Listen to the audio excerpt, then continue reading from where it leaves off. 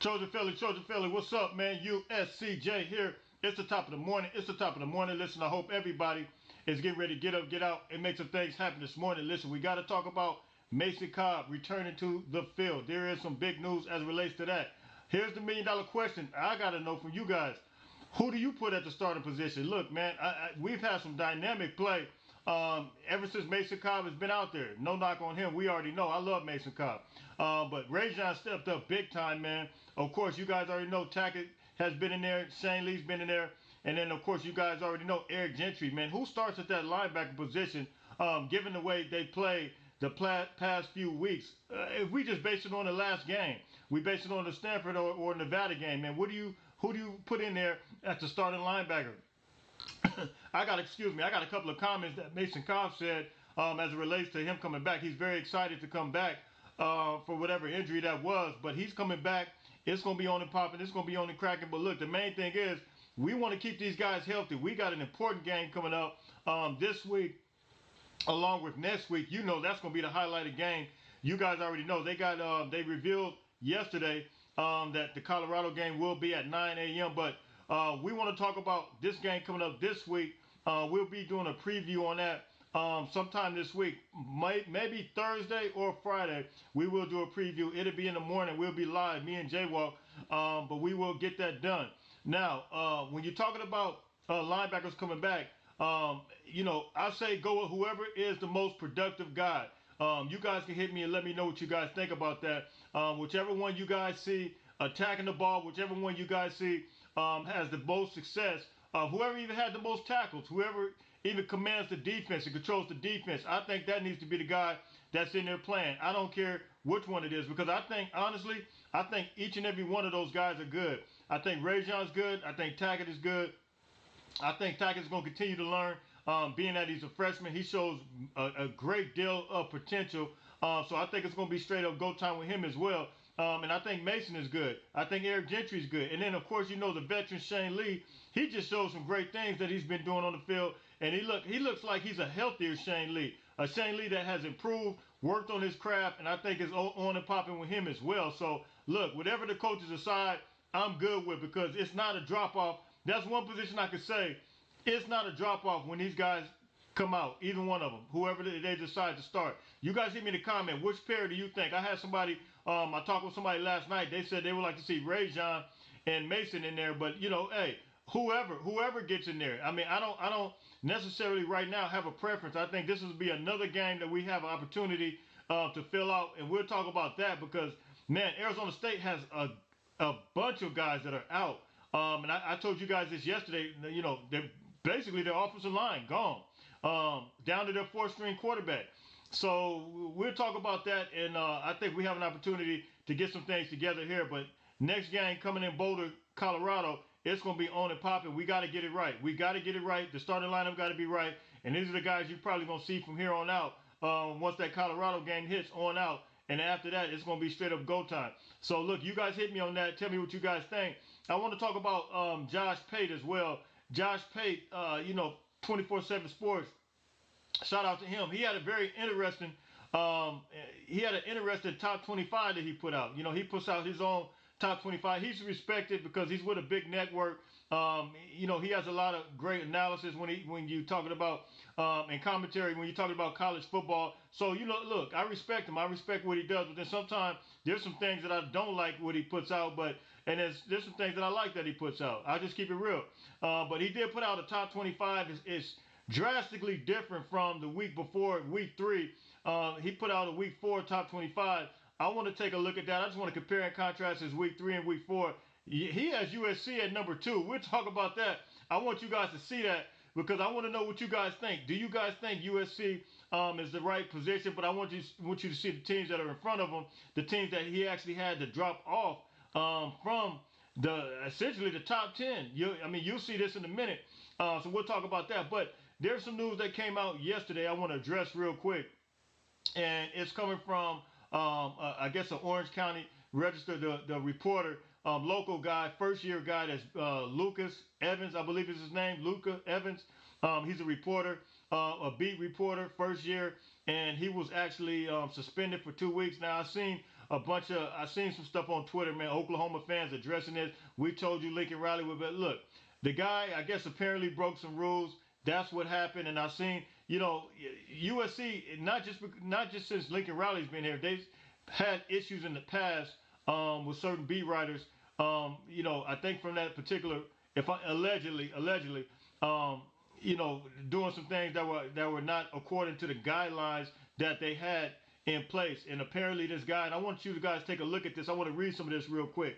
Apparently, this guy broke some rules from the guidelines that Lincoln Riley and staff, and I think it's Katie O'Ryan. I think the woman that's over the whole communications. Let's take a look at this real quick. It says USC football. This came out yesterday. It says USC football has suspended access to the team for 2 weeks for Orange County Register and Southern California News Group beat writer Luca Evans. USC coach Lincoln Riley took issue with a story published Thursday, according to Katie Ryan, director of football communications. In the story, Evans wrote about a conversation that two players had while preparing to talk with the media. USC contends that Evans violated its policies prohibiting reporting anything outside of the media availabilities in the practice facility. So that was the situation, and apparently, he violated the rules, man, and as a result, Lincoln Riley suspended him, man. So look, you guys can hit me on that. Like I said before, it has been some issues before, not just since Lincoln Riley's been here, but the regime prior to Lincoln Riley. So this has nothing to do. I've seen the social media stuff they're getting up there. They're putting out information as it relates to what this guy did, man. But hey, look, man.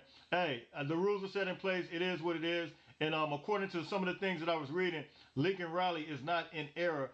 And Katie O'Ryan is not in error in doing this suspension. So that's what it is, man. So anybody else had anything they want to say? Hey, that's what it is. But look, I want to take a look at Josh Pate's information real quick, and you guys can see exactly what I'm talking about, and see his top 25. And I want you to hear briefly what Mason said. Mason said he was excited about coming back. But check out what Mason said, and let's go into the Josh Pate thing.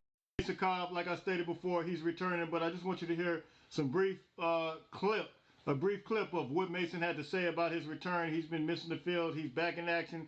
He's moving and grooving. So listen to what Mason had to say real quick. Fun, man. For me, man, I'm so excited to be, back and playing.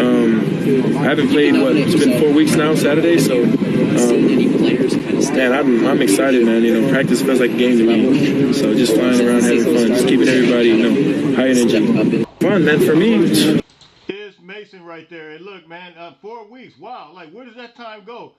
Mason out 4 weeks. It did not seem like it was that. And I guess the extra bye week just added that extra week on there. But that's what Mason had to say. Let's take a look real quick at some of the things that Josh Pate from 24/7 Sports had to say as it relates to the top 25. All right, so here is Josh Pate's list. And you see here week 3 poll. And this is what he had. Georgia 1, Texas 2, Florida State 3, Ohio State 4, Michigan 5, 6 is going to be Alabama, then 7. I'm getting ready to show you the current one that he has now. It's incredible. USC 7, 8, Penn State, Oregon 9, Tennessee 10, Oklahoma 11, Notre Dame 12, 13, Oregon State, Washington 14, 15 is going to be LSU, 16 Utah, 17 UCLA, and then 18 is going to be Clemson, 19 is going to be Kansas State, Ole Miss 20, and then 21 Miami, and then UCF, Central Florida 22, North Carolina 23, Mississippi State 24, and then Arkansas 25. Now let's take a look real quick at his current list real quick after this past week. You guys already know Florida State was lost in the sauce after this week. So I want you to keep Florida State in mind, and I want you to keep the SEC Bama in mind, because one of the things that I cannot, it just drives me crazy is the bias, and this is the only thing. I respect everything that Josh Pate does. I love what he does, his commentary. He's good at what he does, but you got to have the equal opportunity for all conference teams when you're talking about placing these teams, man, because, the way you do it, you almost, to me, it makes it obvious it's still that SEC bias in my opinion. Let's take a look at Florida State and Alabama in particular. I just want you to see where these guys land. All right, now here is his current one. It's incredible. After week 4, he just put this one up last night. He had Ohio State 1, USC 2. Now, you guys already know in my personal poll, I picked USC 1, Washington number 2, based on the way they're playing. But of course, he still has Georgia here, and you do. And I respect Georgia. Even if they had him at number 1, I would respect it until somebody knocks them off. Even though they got a weak schedule, even though I don't feel like they're the best team in the country right now, I just keep that level of respect because they are the returning national championships champions. And but the way, if I told you guys the way the eye test right now the way I look at it is Washington and USC are the best 2 teams in the country, better than Ohio State.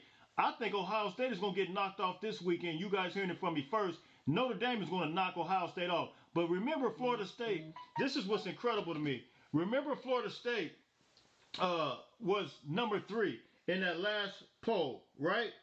So they were number 3 in the last poll. Now take a look at this. Where they at? They're at number 11.